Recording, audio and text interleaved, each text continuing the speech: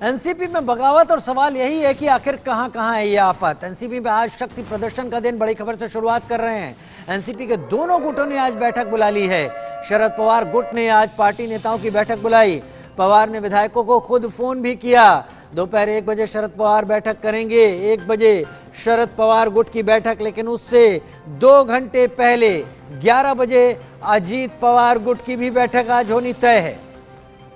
शक्ति प्रदर्शन एनसीपी के दोनों गुटों में इस वक्त तेज है। दोनों ही अपनी शक्ति बढ़ा चढ़ाकर दिखाना चाहते हैं। शरद पवार जो महाराष्ट्र की राजनीति के चाणक्य कहे जाते हैं, वो इस धोखे का या इस टूट का अंदाजा तक नहीं लगा पाए और उनकी पार्टी में 2 फाड़ हो गया।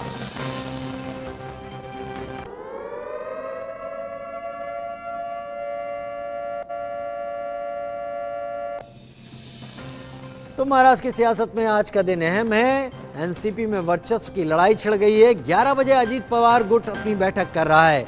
अजीत पवार ने विधायकों और सांसदों की बैठक बुलाई। इसके साथ ही अजीत पवार और शरद पवार दोनों गुटों ने ही सभी सांसदों और विधायकों को व्हिप भी जारी किया है बैठक में शामिल होने का। और आज एक बात साफ हो जाएगी इस बैठक से कि कौन किसके साथ है, किसका शक्ति बल, किसका संख्या बल कितना है।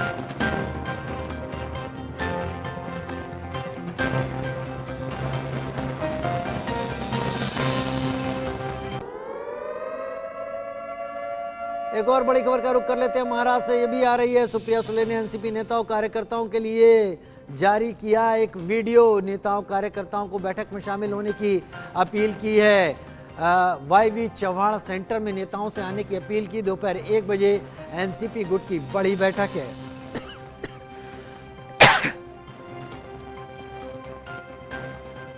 और शरद पवार की बेटी, उन्होंने एक वीडियो जारी कर सभी से वाईवी चव्हाण सेंटर में आने की अपील की है, यानी शरद पवार के साथ आने की अपील की है।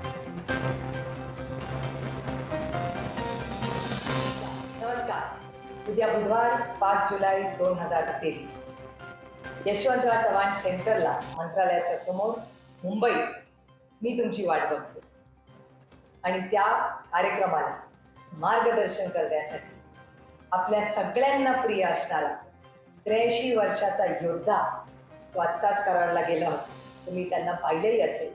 या महाराष्ट्राला ज्यांनी खूप प्रेम दिलं आणि दुःखीने महाराष्ट्राला त्याला त्यामुळे उद्या पुन्हा एकदा पक्षाची पुढची दिशा आणि आपल्या सगळ्यांवर काय काय जबाबदाऱ्या असणार आहेत, काय कामं करायची ही दिशा देण्यासाठी आदरणीय पवार साहेब आपल्या सगळ्यांना मार्गदर्शन करणार आहेत. मोठ्या संख्येने उद्या 1 वाजता यशवंतराव चव्हाण सेंटर मंत्रालयाच्या समोर मुंबई. लवकर या, सुरक्षितपणे या, निवाड।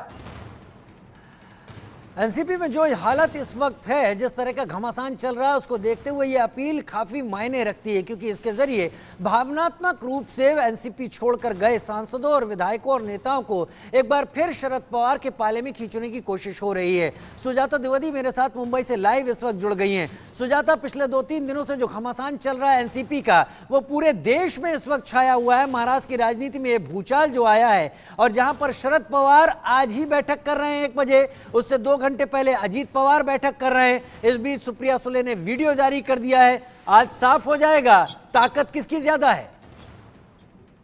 बिल्कुल राजनीति देखिए, और अगर बात करें इस समय एनसीपी की जो स्थिति है, उससे साफ तौर पर पता चल रहा है कि एक जंग में छिड़ गई है जूनियर पवार और सीनियर पवार के बीच। ऐसे में आज की जो बैठक है वो काफी ज्यादा मायने रखने वाली है, क्योंकि अब शरद पवार की तरफ से इमोशनल अप्रोच जो है वो शुरू कर दिया गया है। एक तरफ जहां सुप्रिया सुले एक वीडियो जाहिर करके वो बताती हैं कि कैसे वो सभी जो एनसीपी के नेता हैं, शरद पवार है, वो सभी जो एनसीपी के कार्यकर्ता है उनकी राह तक रहे हैं। इसी के साथ जो है अजीत पवार ने भी अपने तरफ से हर एक कोशिश अपना ली है ताकि किस प्रकार से एनसीपी को अपना बना ले। लेकिन ऐसे में अब कल रात को ही एक और पोस्टर जाहिर किए हैं जो है एनसीपी के प्रमुख शरद पवार की तरफ से, जहां पर पोस्टर्स में लिखा गया है कि एक 43 साल का योद्धा एक बार फिर जो है अपनी जंग के लिए निकल चुका है। एक बार फिर से पार्टी को वापस बनाने को नींव से तैयार करने की तैयारियां जो है वो शुरू हो चुकी है। तो ऐसे में एक जो इमोशनल अप्रोच है वो जाहिर सी बात है इस समय शरद पवार की ओर है, लेकिन अजीत पवार के पास नंबर्स है, जैसे कि दावा किया जा रहा है।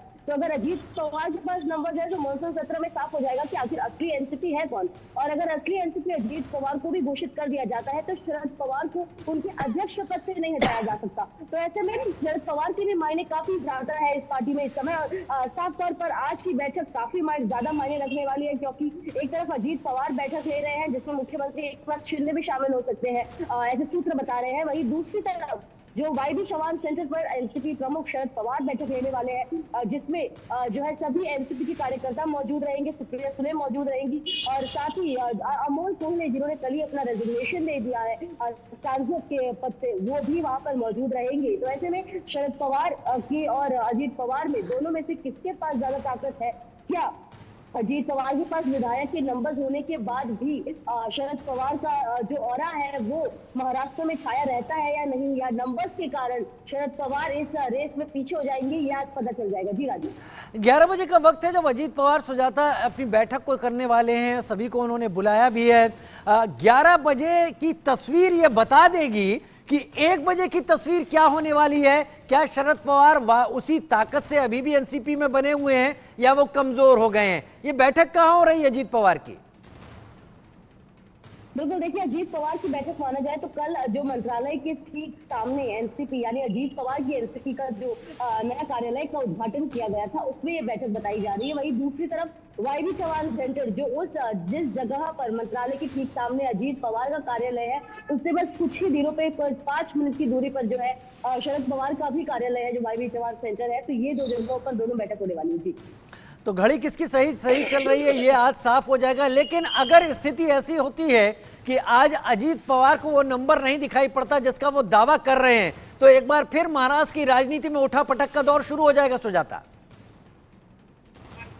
बिल्कुल, देखिए उठापटक का जो दौर है वो तो काफी पहले शुरू हो चुका है। जिस तरीके से बीजेपी का इसे मास्टर स्ट्रोक बताया जा रहा है, 2019 में जब शरद पवार ने जो गुबी डाली थी एक बार फिर अजीत पवार को अपनी ओर करने की शपथ लेने के बाद भी, तो ऐसे में साफ तौर पर ऐसे बताया जा रहा है, ऐसे जो है बातें हो रही है कि देवेंद्र फडणवीस का ये मास्टर स्ट्रोक था एनसीपी को तोड़ने का और विपक्ष को कमजोर करने का, और अब वो होता हुआ हमें नजर आ रहा है। क्योंकि जिस तरीके से अब आने वाले समय में जो है बताया जा रहा है कि एनसीपी के पास अगर अजीत पवार के पास वो नंबर नहीं होते जो वो क्लेम कर रहे हैं तो साफ तौर पर बेइज्जती तो होनी है, लेकिन इसी के साथ जो नंबर्स का दावा किया जा रहा है अगर वो नहीं होता है तो अजीत पवार क्या फिर से उप मुख्यमंत्री के पद से इस्तीफा दे देंगे? ये जो है बड़ा सवाल है, लेकिन ये होता हुआ नजर नहीं आएगा क्योंकि उन्होंने साफ तौर पर बोल दिया कि 43 विधायक जो है उनके साथ है। वही शरद पवार का कहना है कि वो एक बार फिर से पार्टी को मजबूत करेंगे। ठीक है सुजाता, आज का दिन बहुत अहम है, आपके पास एक बार फिर रुक करेंगे जब ये बैठकें शुरू होंगी। फिलहाल के लिए बहुत शुक्रिया सुजाता हमारे साथ जुड़ने के लिए।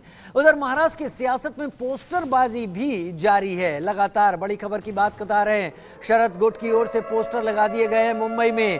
पोस्टर में शरद पवार को योद्धा बताया गया है, 83 साल का योद्धा अकेले लड़ाई लड़ने चला ऐसा बताया जा रहा है। शरद पवार को एक योद्धा की तरह दिखाया जा रहा है। महाराष्ट्र में ऐसे पोस्टर लगा दिए गए हैं। 1 बजे वाईबी चौहान सेंटर में शरद पवार गुट ने मीटिंग बुलाई है, बैठक बुलाई है, लेकिन अगर इसमें उम्मीद के मुताबिक लोग नहीं पहुंचे तो शरद पवार किस हद तक कमजोर हुए हैं, ये योद्धा कितना कमजोर हो गया है, ये भी सामने आ जाएगा।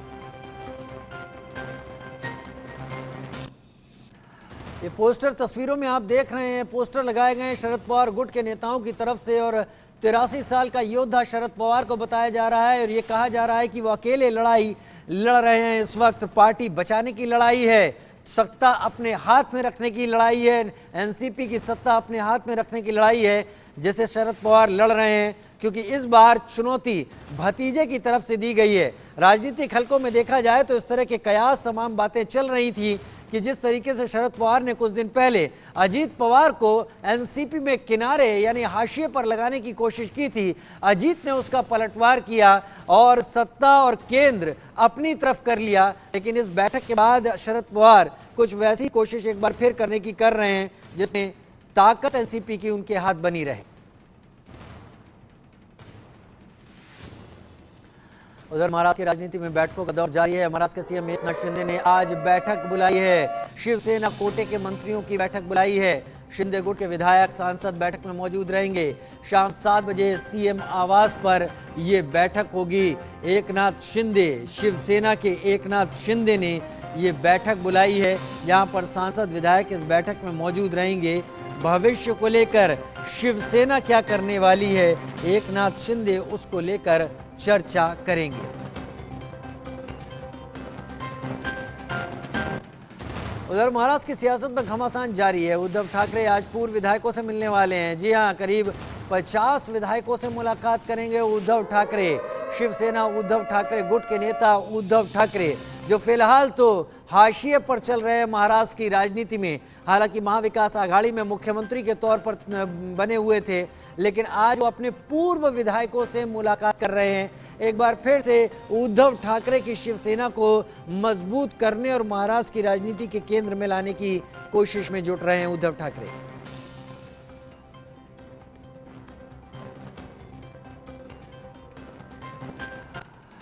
कभी शरद पवार के खासम खास रहे छगन भुजबल अब अजीत पवार का बल बढ़ा रहे हैं। छगन भुजबल से बातचीत की हमारे संवाददाता ने, सुनिए क्या कह रहे हैं। छगन भुजबल साहब हैं मंत्री, महाराष्ट्र के कैबिनेट मंत्री। आज की पहली कैबिनेट मीटिंग कैसी रही आपकी? ठीक है, अच्छी रही। कुछ जो है पानी के बारे में चर्चा हुई और क्या पानी कहाँ कितना कहाँ का बारिश है, फसल के बारे में जो है, किसानों के बारे में क्या करना चाहिए उसके बारे में चर्चा हुई। और ये जो हरित ऊर्जा के बारे में कुछ आइटम थे, तो उसमें जो है सब लोगों ने हिस्सा लिया और अपने अपनी बात रखे। फिर जो है सारथी है, बाल्टी है, महाज्योति है, मतलब के ऊपर मराठा समाज या दलित समाज या ओबीसी समाज, तो कुछ एक समझो विभाग जो है प्रदेश में कुछ विद्यार्थियों को भेजता है, तो हमने कहा सबको जो है एक ही न्याय लगाओ। तो ऐसे कुछ जो सब्जेक्ट होते हैं जहाँ बाहर से बोलना पड़ता है, तो यहाँ अंदर से आके जो हमारे काम हो रहा है। शरद पवार अभी भी सर एकदम सामने से लड़ रहे हैं और कह रहे हैं वो सुप्रीम तो कोर्ट करेंगे, जाएंगे, मैं अभी उनके बारे में कुछ नहीं कहना चाहूँ। हमारे गुरु है, जो करना है करने दो। लेकिन आप लोगों की राह जो है एकदम आगे निकल चली। अभी क्या करेंगे, अभी क्या करेंगे बताइए। छगन भुजबल को आपने सुना, उन्होंने कहा शरद पवार हमारे गुरु हैं, जो कर रहे हैं उनको करने दीजिए, उनके बारे में मैं कुछ नहीं कहूंगा। वहीं महाराष्ट्र की सियासत से जुड़ी एक और बड़ी खबर आपको बता देते हैं। एनसीपी सांसद डॉक्टर अमोल कोल्हे ने इस्तीफा दे दिया है। जी हां, वही अमोल कोल्हे जो अजीत पवार के शपथ ग्रहण में दिखाई पड़े थे, बाद में पाला बदल कर शरद पवार के पास चले गए। उन्होंने सांसद पद से इस्तीफा दे दिया। शरद पवार को इस्तीफा भेजा है। मानसून सत्र में इस्तीफे पर फैसला लेंगे शरद पवार का, ऐसा बयान सामने आया है। डॉक्टर अमोल कोल्हे ने इस्तीफा दे दिया।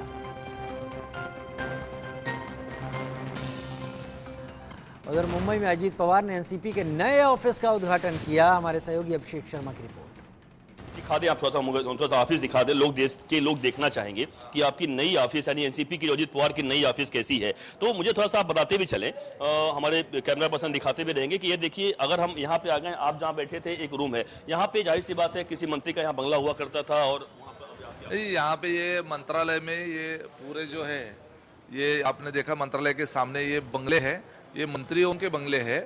और यहाँ पे अभी हमें ऑफिस के तौर पे यहाँ पे हमें दिया गया है। और ये जो एरिया है पूरा, अभी ये कम पड़ेगा, लेकिन यहाँ पे जो है अभी फिलहाल यहाँ से काम चला लेंगे हम लोग। बाहर जो है हमारे प्रेसिडेंट का ऑफिस है, यहाँ जनरल सेक्रेटरी का ऑफिस है, ये वेटिंग रूम है। अंदर जो है इसको भी ऑफिस के तौर पे यूज किया जाएगा। अभी यहाँ फिलहाल डाइनिंग टेबल है, लेकिन ये एज अ ऑफिस करके ही इसको यूज किया जाएगा। बिल्कुल, तो ये जो अब तक बिल्कुल सही कहा आपने कि किसी मंत्री का या ऑफिस यानी निवास स्थान हुआ करता था, लेकिन अब ये एनसीपी का कार्यालय हो जाएगा। कार्यालय, ये अभी कार्यालय, ये घर की जगह पे अभी कार्यालय के तौर पे यूज किया जाएगा। और उसी हिसाब से उसको थोड़ा सा अभी इसको रिस्ट्रक्चर किया जाएगा।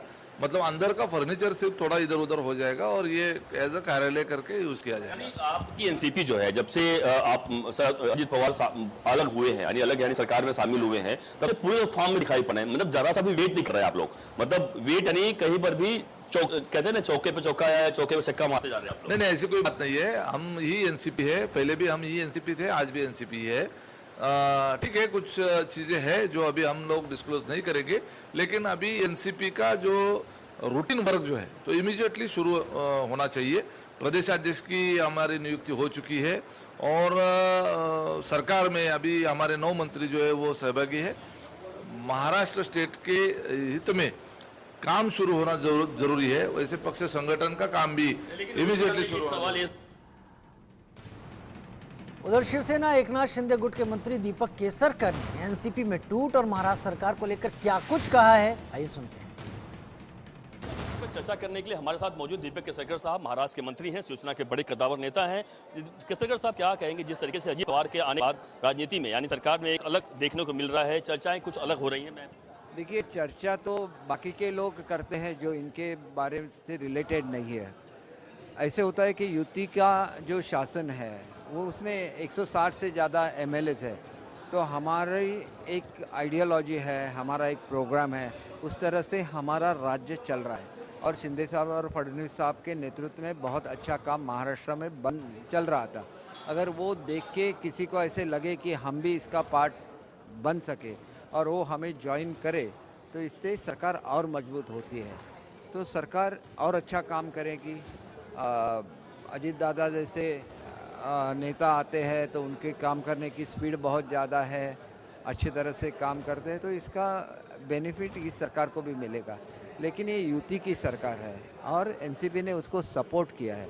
इसका मतलब ये नहीं है कि ये इसको आप लोग महायुति बोल सकते हैं, लेकिन यूटी की सरकार है। बीजेपी सेना की जो भी आइडियोलॉजी होगी उस आइडियोलॉजी पे ये सरकार चलेगी। बिल्कुल माना सर, माना चलेगी। लेकिन जो चर्चाएं बहुत ज़्यादा तेजी पर हो रही हैं, जो लगातार ये खबरें आ रही हैं कि अब तो अजीत पवार महाराष्ट्र के सीएम बने जा रहे हैं, तो 16 विधायकों के निलंबन का मामला है, अपात्रता का मामला है, वो जल्दी होने वाला है, इसलिए ऐसा फैसला किया गया है। जिन लोगों को बुरा बोलना है तो बुरा बोलते रहेंगे। वो ऐसे भी बोल रहे थे कि कोर्ट का डिसीजन हमारे खिलाफ जाएगा, फिर ये सरकार गिरेगी, वो तो बोलते ही रहते हैं। एक इसको हम लोग मराठी में बोलते हैं कि वेड़ी आशा, मतलब ये सोचना अगर लगता भी है कि ये ठीक नहीं है या तो कोई अच्छा आदमी ऐसा नहीं सोच सकता, लेकिन जिसको सपने देखने हैं वो तो सपना देखता ही रहेगा, उसको हम लोग क्या कर रहे हैं। सवाल से इसलिए उठता है, एक दो सवाल मैं लूँगा आपसे, ज़्यादा लंबा नहीं, दो सवाल इसलिए उठता है कि अगर सब कुछ सही चल रहा था तो आखिरकार अजीत पवार को लाने की जरूरत क्या, क्योंकि आपकी सरकार सही चल रही है। क्या लगता है कि जो विज्ञापन दिया गया जो शिंदे साहब की तरफ से, वो एक बीजेपी को चुभा और इसकी वजह से उन्होंने उसका कुछ भी ये नहीं है। देखिए, विज्ञापन था वो, उसके बाद तो दूसरा विज्ञापन भी आ गया और शिंदे साहब ने जब विज्ञापन देखा तो उन्होंने उसको विड्रॉ करने के लिए बोल दिया, लेकिन तब तक वो छप चुका था, तो आप न्यूज़पेपर को कैंसिल नहीं कर सकते। तो दूसरे दिन दूसरा विज्ञापन आ गया, उन दोनों का बहुत अच्छा रिलेशन है, उससे लेना देना कुछ नहीं है। ये कितने दिनों से बात चल रही थी कि अजीत दादा एनसीपी में खुश नहीं हैं, तो इसलिए वो बाहर आना चाहते हैं। अगर वो बाहर आना चाहते हैं और इनको कोई सपोर्ट करता है जैसे शिंदे साहब या फडणवीस साहब, तो अच्छी बात है ना, सरकार और मजबूत। अजीत पवार की जो तेजी है उससे कहीं आप लोगों को नुकसान होगा, यानी शिंदे सरकार को, शिंदे को नुकसान खाता होगा? कैसे होगा? शिंदे साहब तो अपना काम बहुत मजबूती से करते हैं, हर जगह पे जाते हैं, हर किसी को मिलते हैं, बहुत अच्छे निर्णय लेते हैं। मेरा एक डिसीजन पेंडिंग था उद्धव साहब के साथ 2.5 साल, हजारों से क्रिश्चियनों का वो सवाल था, शिंदे साहब ने 1 हफ्ते में कर दिया। आज तो उसका ये भी हो गया, अपना कैबिनेट भी उसको मंजूर कर दिया। तो लोगों के काम जब होते हैं तो लोग हैप्पी होते हैं ना। अगर आप बैठ के रहेंगे घर में और किसी का काम नहीं करेंगे तो आमदार भी नाराज होते हैं कि उन पे ऊपर वो किसानों की जवाबदारी रहती है, किसानों का जिम्मा उन पे रहता है। तो मुझे ऐसे लगता है कि उन्होंने जो भी किया उनके हिसाब से किया, लेकिन वो अच्छा नहीं था महाराष्ट्र के लिए। अच्छी सरकार अभी आ गई है, डबल इंजन की सरकार, बहुत अच्छा काम करेगी। आखिरी सवाल है, 3 पहिए की सरकार पहले कही जाती थी महाविकास आघाड़ी वाली, लेकिन अब 3 पहिए की सरकार आप लोगों की कही जा रही है, लेकिन इसलिए कि आज नए साथी आपके आए, वो कैसे उनका? देखिए, हमारा एक पहिया है वो युति का है, 3 पहिए की नहीं है, क्योंकि युति मजबूत है और युति के नाम पे ही हम लोग लड़े थे और जीत के आए थे। तो और एक व्हील आ जाता है तो स्टेबिलिटी और आ जाती है, क्योंकि हमारे कैबिनेट में लोग आए, तमाम नए मंत्री, बहुत अच्छा कैबिनेट रहा, बहुत घुल मिल के काम किया, सब लोगों ने उनका अभिनंदन किया और अच्छा काम ये सरकार करेगी। से बात करने के लिए दीपक केसरकर जो कि महाराष्ट्र के मंत्री हैं, कैबिनेट मंत्री हैं, शिवसेना के बड़े नेता हैं, साफ साफ कह रहे हैं कि कोई खतरा हमें नहीं है, महाराष्ट्र की सरकार बड़े अच्छे से काम करने वाली है। कैमरामैन गुप्ता के साथ अभिषेक शर्मा, इंडिया न्यूज, मुंबई।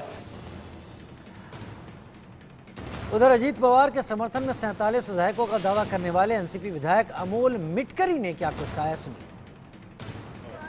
कितना उत्साह है कि आज नए पार्टी का सभी के चेहरे दिखाइए आपके कैमरा में, सभी के चेहरे पे उत्साह है, नई उमंग है, नई उम्मीदें है कि अजीत दादा जैसा बड़ा नेता, जो पावरफुल नेता माना जाते हैं जो महाराष्ट्र के राजनीति में, उनके हाथों इस महाराष्ट्र की बागडोर अगर सौंपी जा रही है तो दे आर पावरफुल पॉलिटिशियन और उनके नेतृत्व में काम करने के लिए सभी के चेहरे पे एक अलग सा उत्साह है। जी, लेकिन इसी दौरान जिस तरीके से एक डिस्क्वालिफिकेशन हुआ है शरद पवार जी ने जिस तरीके से डिस्क्वालीफाई किया है 2 लोगों को, आप कैसे देखते हैं? नहीं देखिए, अब पवार साहब वरिष्ठ नेता है, मैं उनके बारे में बात नहीं करना चाहूँगा, लेकिन कल प्रेस कॉन्फ्रेंस में जिस तरीके से हमारे वरिष्ठ नेता प्रफुल्ल भाई और तटकरे साहब या फिर अजीत दादा होंगे, उन्होंने ये कह दिया कि वो अगर 9 लोगों पे कार्रवाई करने और डिस्क्वालिफिकेशन का अगर लेटर भेजते होंगे तो हमें भी हक है 2 लोगों पे कार्रवाई हो। वो लेटर प्रोसेस बाय प्रोसेस इनकी तरफ भेजा गया है विधानसभा के अध्यक्ष के पास। आपको कितना कॉन्फिडेंस है कि कितने ज़्यादा से ज़्यादा विधायक? देखिए, मैं कल भी कह चुका हूँ 43 विधायक हमारे साथ है। 40 पार्टी के एमएलए जो है उन्होंने पार्टी में रीतसर यानी वो दिया है, अपना गठबंधन को समर्थन दिया है, और 3 जो विधायक है वो अपक्ष है और ये सभी विधायक पार्टी के साथ है। 43 लोगों का जो संख्या बल है वो हमारे साथ है, अजीत दादा के साथ है, और उसके बाद ही राजभवन में शपथ विधि समारोह संपन्न हुआ था। मुझे बताइए कि आप गुहार लगाएंगे शरद पवार जी से कि वो मान जाए इस बार? पवार साहब के लिए गुहार बोले तो उनके खिलाफ जाना और विनती बोले तो रिक्वेस्ट करना। हम उनके खिलाफ गुहार नहीं दे सकते, वो हमारे माँ बाप है, सब वरिष्ठ नेता है। हाँ, विनती ज़रूर करेंगे कि इस तरीके से ना हो, सभी एक जगह आए और पार्टी को और ज़्यादा मजबूत किया जाए। और शिंदे गुट की शिवसेना नेता प्रियंका कायंदे से अजीत पवार के सरकार में शामिल होने का क्या कुछ उन्होंने कहा, आइए सुनते हैं। हमारे साथ मनीषा कायंदे मैडम हैं, शिवसेना की बड़ी नेता जो कि सचिव बनाया गया है। मैम, क्या कहेंगे जो घटनाक्रम हुआ है, एनसीपी सरकार में शामिल हुई है, किस तरीके से आप देखती हैं? सरकार और मजबूत होगी, कोई डिस्टर्ब होने की बात नहीं है। ये गलत पर्सपेक्टिव फैला जा रहा है कि बहुत गड़बड़ है, कोई नाराज नहीं है, ऑल इज वेल। लेकिन एक कहा जा रहा है अजीत पवार तो अगला सीएम अजीत पवार बनने जा रहे हैं। किसने कहा आपसे? जो चर्चा है, मैं इसलिए चर्चा की। अरे चर्चा पे थोड़ी बात होती है, फैक्ट्स पे बात होती है ना। क्योंकि 16 लोग शिवसेना के शिंदे के साथ में हैं, उनको डिस्क्वालीफाई किया जा रहा है। कौन कर रहा है? स्पीकर कर रहे हैं, जो इसलिए अच्छा। चर्चा, मैं राजनीतिक चर्चा की बात कर चर्चा रहा के ऊपर क्या बात कर दी है? रूमर्स के ऊपर कोई चर्चा थोड़ी होती है। आप रूमर्स चला रहे हो कि न्यूज चला रहे हो? आप न्यूज चलाइए, रूमर्स मत चलाइए। अगर कुछ होता है तो उसके बाद में बात हो सकती है ना, अब तो ऐसी कोई नहीं है। धन्यवाद। बिल्कुल नहीं। बिल्कुल, ये मनीषा कायंदे मैडम हैं जो कि शिवसेना की बड़ी नेता हैं, जो साफ साफ कह रहे हैं कोई खतरा नहीं है और सरकार और मजबूत हुई है। कैमरामैन गुप्ता के साथ अभिषेक शर्मा, इंडियन न्यूज, मुंबई। उधर महाराष्ट्र बीजेपी नेता और शिंदे सरकार में मंत्री सुधीर मुनगंटीवार ने अजीत पवार गुट के सरकार में शामिल होने पर कहा कि 1 से भले 2, 2 से भले 3। सुधीर मुनगंटीवार से बात की हमारे सहयोगी अभिषेक शर्मा ने। हमारे साथ बीजेपी के बड़े नेता और महाराष्ट्र के कैबिनेट मंत्री सुधीर मुनगंटीवार साहब मौजूद हैं। सर, क्या कहेंगे? अब 3, 1 और तीसरे पहिया, कहते हैं ना, रिक्शा का तीसरा पहिया आ गया। 1 से भगे 2, 2 से भगे 3। अगर एक विचार से एकत्रित होते हैं, देशभक्ति के विचारों से राष्ट्र के प्रगति के लिए, तो ये तो एक संगम है, पवित्र संगम हो जाएगा। ये तो गंगा जमुना सरस्वती का संगम है, जो माननीय मोदी जी के नेतृत्व पे विश्वास व्यक्त करते हुए आत्मनिर्भर भारत की कल्पनाओं को जो आगे बढ़ाना चाहते हैं, सबका साथ, सबका विकास, सबका प्रयास, ये बात को आगे बढ़ाना चाहते हैं। Zero effect, zero defect, zero import के भाव को आगे बढ़ाना चाहते हैं, वसुधैव कुटुंबकम के भाव को आगे बढ़ाना चाहते हैं। जो माननीय विश्व गौरव नरेंद्र मोदी जी, मेरा देश ये विश्व का कैप्टन बने, इसके लिए काम कर रहा है, तो उनको साथ देने के बाद वो साथ का तो मुझे लगता है कि स्वागत होना चाहिए। सर, यही जो विरोधी हैं उनको कहीं ना कहीं ये पच नहीं रहा है, डाइजेस्ट नहीं हो रहा है। वो कह रहे हैं कि तो वॉशिंग मशीन है बीजेपी की, जो भी ईडी आती है, इसलिए वॉशिंग मशीन शब्द योग्य नहीं है। मैं आपको एक शब्द बताता हूँ। देखो, अगर मैंने चंद्रपुर में कोई ट्रांजिस्टर खरीदा तो चंद्रपुर स्टेशन बजेगा, मगर वही ट्रांजिस्टर अगर मैं मुंबई में जाके बजाऊंगा तो मुंबई स्टेशन बजेगा। अब जब राष्ट्रवादी में थे तो एक अलग विचारधारा थी भैया, हमारे में आएंगे तो राष्ट्रभक्ति की विचारधारा है। देशभक्ति से जो खून न खोगे खून नहीं हुआ पानी है, मातृभूमि के काम ना है वो बेकार जवानी, ये भाव आएगा तो अब तो स्टेशन हमारा बजेगा ना भैया, अब तो बचेगा, यानी लगता है। लेकिन जो शरद पवार अभी भी सामने आकर कर रहे हैं कि नहीं, अब तो हम रोड पर लड़ेंगे, पब्लिक के बीच में जाएंगे। अजीत पवार को, उनके पास वो ताकत उतनी नहीं है। ठीक है ना, तो हमने कोई मना किया है? पब्लिक में जाइए, आज 5 बजे पत्रकार परिषद लेकर सब विधायकों के चेहरे बताइए सर्टिफिकेट के साथ, किसने मना किया है? ताकत तो बताइए ना, मेरे पास ताकत है, मेरे पास ताकत है, ऐसा बता के फायदा क्या? एक आखिरी सवाल सर, क्या एक जो कहा जा रहा है, एक बड़ी डील हुई है कि अजीत पवार को महाराष्ट्र का मुख्यमंत्री बनाया जाएगा और शिंदे को बनाया जा रहा है? एकनाथ शिंदे जी ही मुख्यमंत्री रहेंगे, इस विषय में आप संभ्रम मत निर्माण हो। यानी जो कहा जा रहा है कि एकनाथ शिंदे जी ही मुख्यमंत्री रहेंगे। रहेंगे। बेमतलब अफवाहें फैलाने का काम, दंत कथाएं निर्माण मत करो।